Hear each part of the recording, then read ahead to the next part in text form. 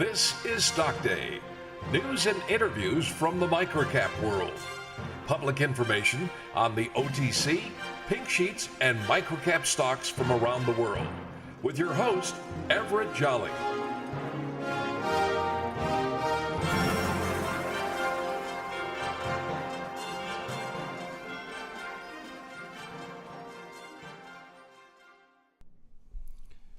Today on the show, we have a very exciting guest. He is with Centaurus Diamond Technologies. Chas Radovich is his name. The symbol is CTDT. Centaurus Diamond Technology is a development stage company. It engages in research and development of manufacturing of industrial graded cultured diamonds. Chas, welcome to the show. Thank you, Everett.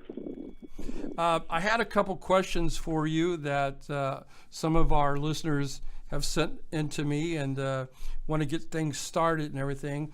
So I understand there's a little bit of a management change going on over there at CTDT. You want to talk to us about that? Yeah, as we've evolved as a company, there's a new management that's coming on board, and we've had additions to our scientific team.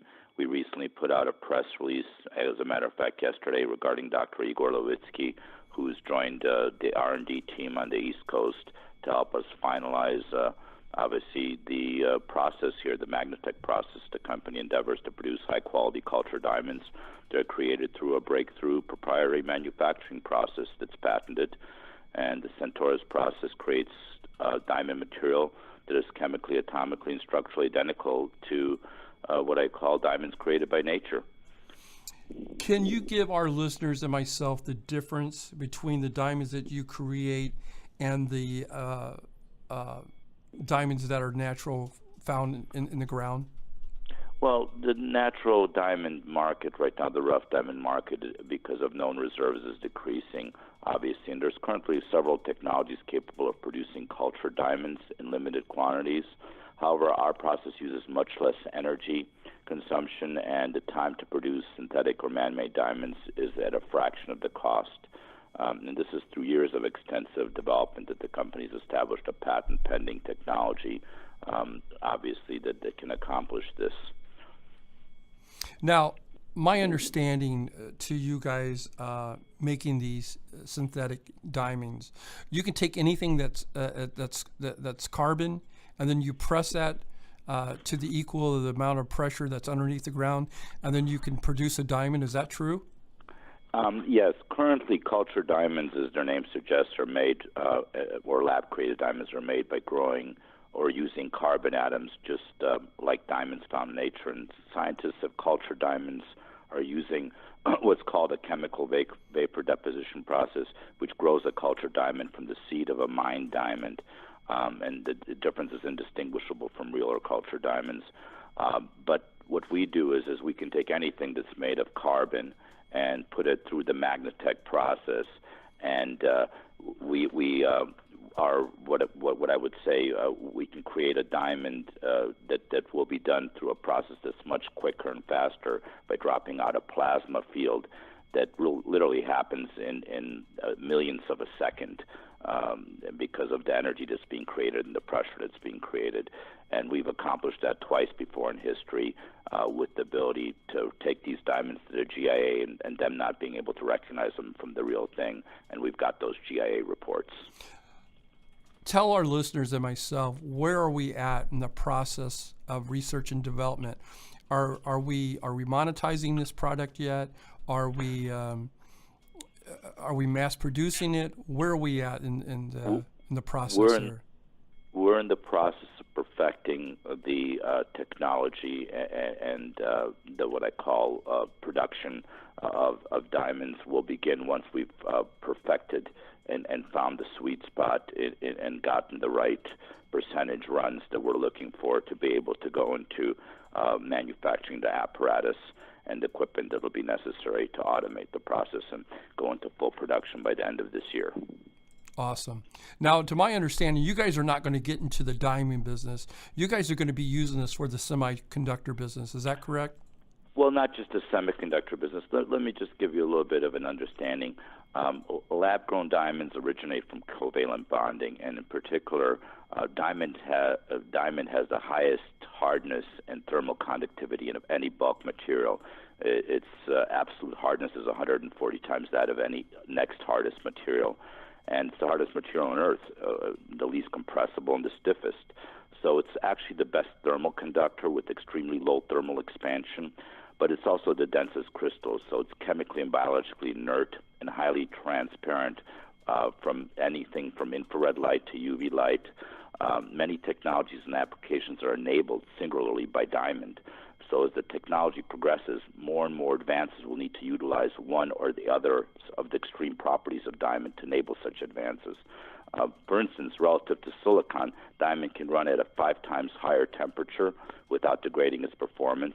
It has 22 times the heat transfer efficiency of silicon, allowing it to be cooled easily.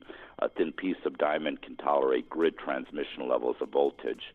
And diamond-based semiconductor devices have been shown to deliver 1 million times the electrical current than silicon-based ones. Wow. Today, my guest has been Chas Radovich. He is the Executive Vice President of Operations of Centaurus Diamond Technologies, symbol CTDT. Chas, I wanted to also talk to you about market conditions and about the stock market. It seems like a lot of stocks have been going down for the last couple of weeks because of market conditions, but your company's been going up. Can you talk to us a little bit about the market conditions about CTDT? Yes, I'd be glad to do so. I've been involved in the bulletin board pink sheet markets for over 20 years, and unfortunately, there's a lot of what I call shorting and short activity that's obviously initiated by market makers, and typically it's against smaller stocks in the bulletin board and pink sheets, and they can actually sell naked short shares that usually drive the price of stock down.